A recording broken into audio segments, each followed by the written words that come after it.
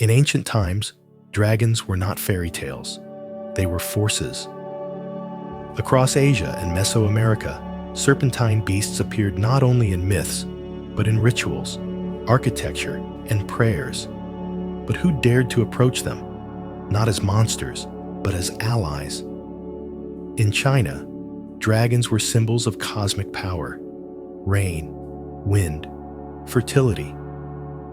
But certain Taoist priests and mountain hermits believed dragons could be summoned. Through offerings, breath control, and invocations, they sought to enter the dragon's realm, not to control it, but to receive visions. Similar beliefs echoed in the jungles of Mesoamerica. In the temples of the Maya, feathered serpents like Kukulkan or Quetzalcoatl were more than gods. Shamans, it is said, climbed pyramids at night and entered trance states to speak with these beings. The rituals were secret, and their knowledge guarded. These weren't dragons to slay. They were wisdom embodied.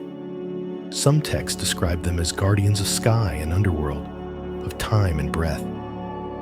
A priest who rode the dragon was one who had mastered the invisible world. Dragons appear again and again on temple walls, carved into jade, painted on silk.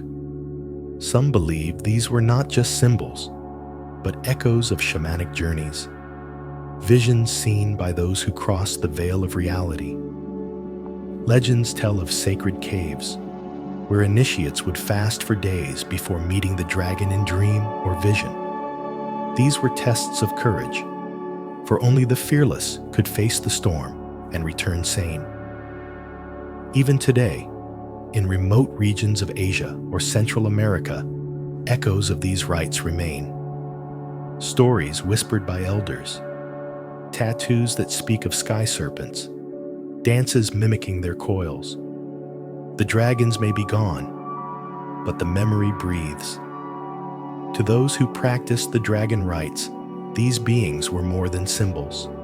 They were living metaphors for forces no human could fully grasp.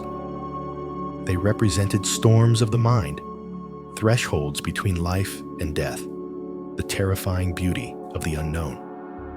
The rituals were ways of training the spirit to face what cannot be named. In a world without books or laboratories, myths were maps, and dragons marked the places where knowledge met danger.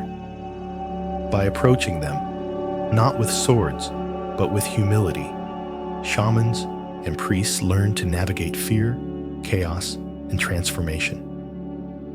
These ancient paths shaped how entire cultures related to nature, to mystery, and to the unseen.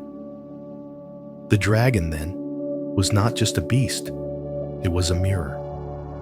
And those who dared to look into its eyes were changed forever.